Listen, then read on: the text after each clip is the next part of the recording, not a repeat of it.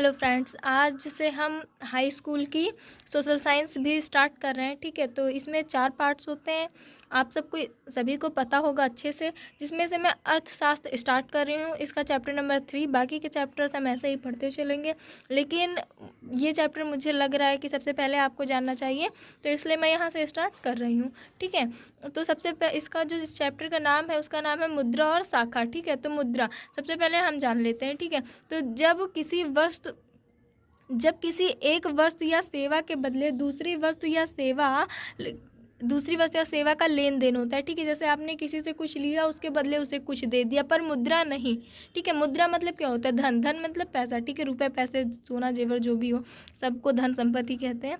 ठीक है, तो बिना किसी विनिमय के माध्यम से हो तो उसे वस्तु विनिमय कहते हैं। ठीक है, जैसे कि आपने किसी से एक गाय ली, मान लिया आपने किसी के पास गाय है, आपने उससे बोला भाई मुझे एक गाय दे दो, इसके बदले मैं तुम्हें क्या करूँगा, 10 बकरियाँ दे दूंगा। ठीक है, तो इसमें आप क्या करें, इसमें पैसे की तो कोई बात आई ही नहीं। आप उससे वस्तु लेकर या फिर कोई चीज़ लेकर उसके साथ उसको वही दे रहे हैं। ठीक है, जो आप ले रहे हैं वही रिटर्न कर रहे हैं। ठीक है, इसमें ना आप उससे पैसा मांग रहे हैं 10 बकरियों के, ना वो आपसे एक गाय का पैसा मांग रहा है। ठीक है, तो जब ऐसा किया जाता है तो उसे वस्तु विनिमय कहते हैं, जिसमें मुद्राओं का इस्तेमाल नहीं किया जाता है, मतलब मुद्राओं का लेन देन ना हो जिसमें। ठीक है, आप कोई चीज़ सामने वाले से लेकर उसे सामने एक चीज़ वापस कर रहे हैं, रिटर्न कर रहे हैं। ठीक है, तो उसे कहते हैं। ठीक है, अब वस्तु विनिमय की कमियां। ठीक है, इसमें कौन कौन सी कमियां हैं?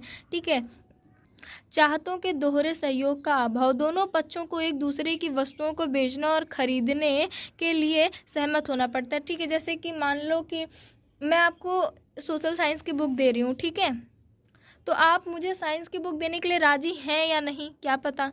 ठीक है, तो इसे कहते हैं, मतलब दोनों पक्षों में, दोनों लोगों को, मतलब मुझे भी और आपको भी, दोनों को देने के लिए राजी मतलब मंजूरी। ठीक है, तुम भी खुशी खुशी दे रहे हो और मैं भी खुशी खुशी दे रही हूँ, ये सहमत होना पड़ता है। ठीक है, इसे चाहते के दोहरे के रूप में जाना जाता है, माना जाता है, कहा जाता है। आप ये तो कुछ भी लिख सकते हैं। ठीक है, जटिल और समय। ठीक है, जटिल और समय लेने वाला। ठीक है, मूल्य के सामान्य माप का अभाव। ओके, ये 3 विनिमय में कमियां हैं। ठीक है, कमियां मतलब दोष भी इसे कहा जा सकता है। ठीक है, मुद्रा वस्तु विनिमय प्रणाली में मौजूद समस्या का समाधान कैसे करती है? ठीक है, इसका समाधान कैसे किया जा सकता है, तो सुनो।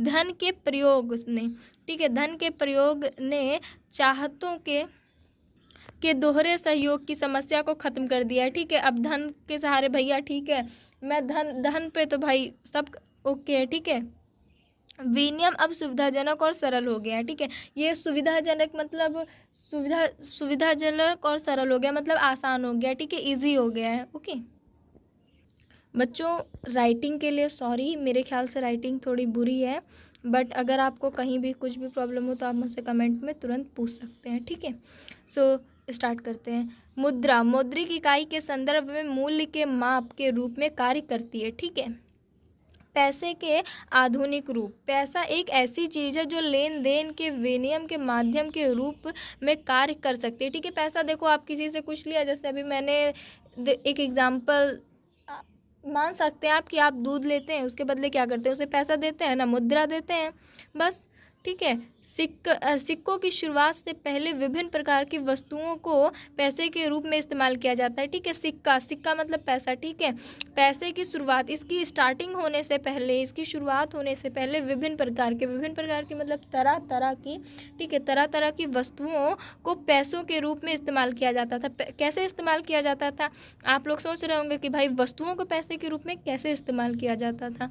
तो जब आप किसी से वस्तु, कोई चीज़ लेते हैं, ठीक है, जैसे कि आपने किसी से, मान लो कि अभी आपने किसी से कहा कि मुझे, अरे सिंपल सी बात है, आप किसी से, मान लो कि आपने किसी से बोला कि मुझे अपनी गाय दे दो। ठीक है, मुझे अपनी गाय दे दो, इसके बदले मैं तुम्हें बकरी दे रहा हूँ, यही एग्जांपल रख लो। तो आपने क्या किया भाई, आपने ना बकरी लेने के लिए उसे पैसा दिया, ना उसने गाय लेने के लिए आपको पैसा दिया। दोनों ने क्या किया, वस्तु एक दूसरे से चेंज कर ली, कोई चीज़ एक दूसरे से चेंज कर ली। ठीक है, बिना पैसे दिए। तो बस इसी को, तो आपने इसके थ्रू पैसे का इस्तेमाल किया। आज लोगों को चाहिए रहता है तो वो क्या करते हैं, पैसा देते हैं, गाय लेते हैं। ठीक है, तो ये पैसे की ही जगह यूज़ हुआ ना। ठीक है। उदाहरण के लिए कई साल पहले भारतीयों ने अनाज और मवेशियों को पैसे के रूप में इस्तेमाल करता था। इसके बाद धातु के सोना, चांदी, तांबे के सिक्कों का उपयोग होने लगा। ठीक है, सोने का सिक्का, चांदी का सिक्का आप लोगों ने देखा होगा। मुद्रा वस्तु विनिमय प्रणाली में मौजूद समस्या को समाधान कैसे करती है। ठीक है, तो चलो देखते हैं। मुद्रा के आधुनिक रूपों में कागज के नोट और सिक्के शामिल हैं। हम मुद्रा का उपयोग विनिमय के माध्यम के रूप में क्यों करते हैं। ठीक है, सही।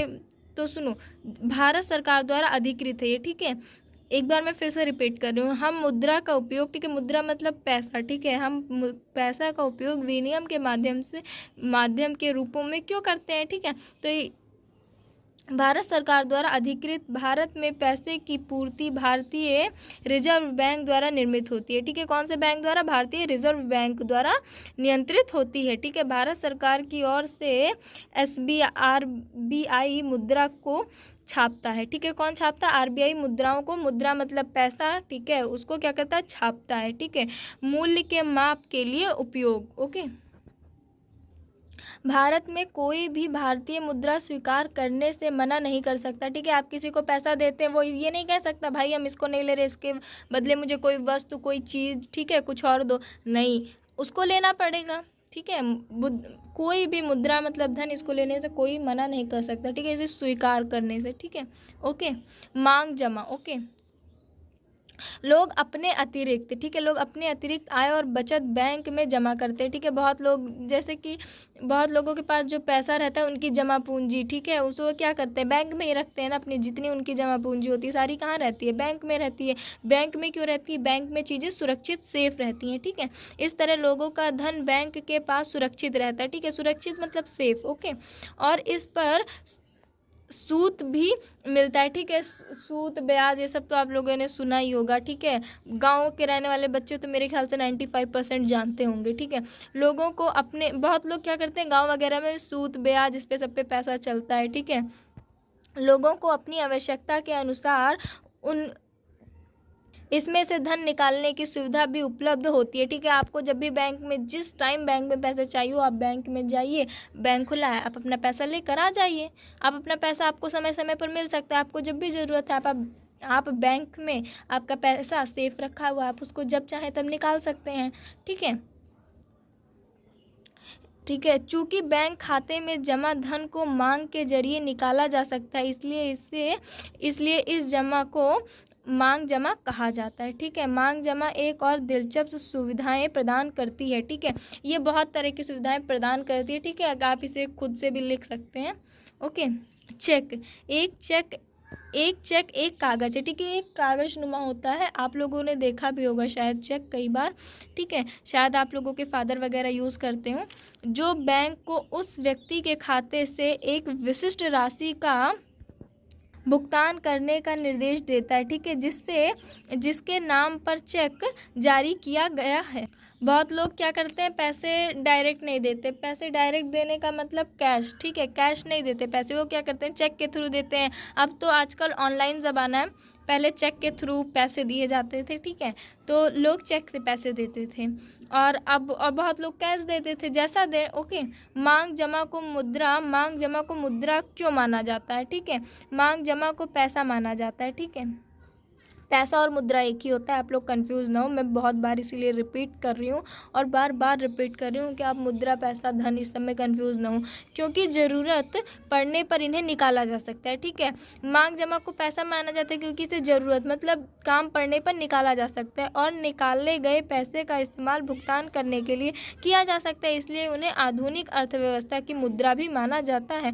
भारतीय रिजर्व बैंक की भूमिका बताएं। ओके, भारत में भारतीय रिजर्व बैंक केंद्र सरकार की ओर से, ठीक है, मतलब नोटों के जारी करता है। ठीक है, नोट जारी करता है। ठीक है, ये भारत सरकार के द्वारा, ये बैंक मतलब भारत सरकार के द्वारा है। ठीक है, और भारतीय रिजर्व बैंक सरकार की ओर से नोट जारी करता है। ठीक है, नोट मतलब पैसे, ठीक है, जारी करता है। RBI ऋण के औपचारिक स्रोतों में कामकाज की निगरानी करता है। मैं इसलिए रिपीट कर रही हूँ, पढ़ रही हूँ, क्योंकि मुझे खुद राइटिंग थोड़ी लग रही है कि हाँ कम अच्छी है, तो आप लोगों को कोई समझने में कन्फ्यूज़न ना हो, लिखा कुछ और हो, आप कहीं लिख कुछ और ना दें, इसलिए मैं पढ़ भी दे रही हूँ, ठीक है। आरबीआई वास्तव में नकदी संतुलन बनाए रखने में बैंकों की निगरानी करता है, ठीक है। ये क्या करता है? बैंकों की निगरानी करता है। निगरानी मतलब आप निगरानी ये भी कह सकते हैं, हाँ भाई ध्यान रखे बैठा है, ये भी कह सकते हैं कि निगरानी मतलब रख रखाव, कुछ भी बोल सकते हैं, ठीक है। एक चीज़ को बोलने का, एक ही चीज़ की अनेकों पर्यायवाची होती है, ठीक है। आरबीआई देखता है कि बैंक न केवल लाभ कमाने वाले व्यवसायों और व्यापारियों को बल्कि छोटे काश्तकारों और मजदूरों को भी ऋण दे, ठीक है। आप देखो, बैंक से सबसे अच्छी चीज़ क्या, आप इससे ऋण ले सकते हैं। ऋण मतलब कर्ज होता है, ठीक है। आप इसे कर्ज ले सकते हैं, आपको कोई ज़रूरत पड़ी, ठीक है, आपको किसी चीज़ के लिए पैसे की बहुत ज़्यादा ज़रूरत है, आवश्यकता है, तो आप क्या कर सकते हैं? बैंक से ऋण ले सकते हैं और धीरे धीरे उसे किस्त के थ्रू, ठीक है। किस्त मतलब क्या? उस बड़े से ऋण को अगर आपने 1 लाख ले लिया, तो चलो मान लो आप मंथली 1000 रुपये करके ऐसे चुका सकते हैं, ठीक है। जितने का आप चाहें, आप 1000 दे सकते हैं मंथली, तो आप 1000 दें। अगर आप उससे ज़्यादा दे सकते हैं तो आप उससे ज़्यादा दें, ठीक है। वो किस्त बाई किस्त आपका जाता रहता है, ठीक है। बैंकों की आज के टाइम पर तो आपको काफ़ी आवास योजना, ऐसे सारी बहुत तरह की चीज़ें आपको सरकार के थ्रू मिल रही है, ठीक है। अब तो बहुत आगे हो चुका है, वरना पहले बहुत सारी प्रॉब्लम थी ऋण वगैरह लेने में भी, ठीक है। हर किसी को नहीं मिलता था, किसी के पास इतनी नॉलेज ही नहीं थी। पहले शिक्षा को लेकर मतलब बहुत प्रॉब्लम थी, ठीक है। बहुत लोग तो बेचारे पढ़ भी नहीं पाते थे, लड़कियों के लिए तो ये बेस प्रॉब्लम थी, ठीक है। उनको पढ़ाया नहीं जाता था, इसलिए कि लड़कियां पढ़कर क्या करेंगी, चलाना उनको घर ही है, ठीक है, चूल्हा चौका, इसलिए, ठीक है। सो स्टार्ट करते हैं, टॉपिक पर आते हैं हम अपने, ठीक है। बैंकों की ऋण संबंधी गतिविधियाँ।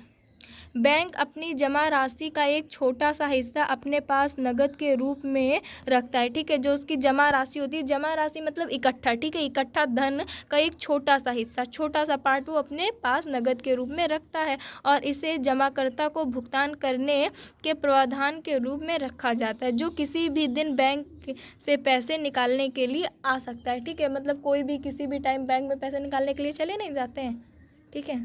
तो जमा का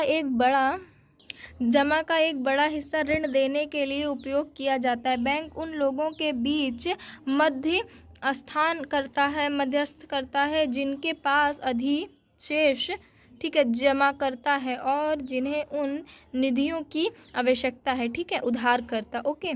बैंक ऋण पर उच्च ब्याज दर वसूलते हैं, ठीक है। ये क्या करते हैं? उच्च ब्याज दर वसूलते हैं, मतलब कि देखो अब कितने ब्याज पर आपने लिया है ये डिपेंड करता है, ठीक है। ब्याज दर ये सारी चीज़ें बैंक वगैरह में भी चलती हैं। जैसे ये नहीं कि आपने 1 लाख लिया आपको रिटर्न एक ही करना है, ओके, वो ब्याज चलता रहेगा, बढ़ता रहेगा, ठीक है।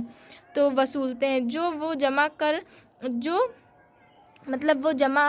पर देते हैं, ठीक है। और बैंक के लिए ये आय का प्रमुख स्रोत है, ठीक है, ओके। सो यहाँ तक मैंने पढ़ा दिया है आपको, ठीक है। अभी ऐसा नहीं है ये चैप्टर कंप्लीट हो गया, अभी बाकी है कुछ टॉपिक्स जिन्हें हम नेक्स्ट वीडियो में पढ़ेंगे, ठीक है। क्योंकि यहाँ वीडियो आपकी लॉन्ग हो जाएगी, फिर आप बोर हो जाएंगे पढ़ते पढ़ते, कुछ समझ भी नहीं आएगा, ठीक है। तो आज यहीं तक रखते हैं और नेक्स्ट वीडियो भी आपको जल्दी ही मिलेगी, इसका नेक्स्ट पार्ट। तब तक के लिए आप इसे पढ़ें और नोट करें, ओके। और प्लीज़ चैनल को लाइक एंड सब्सक्राइब कर दें।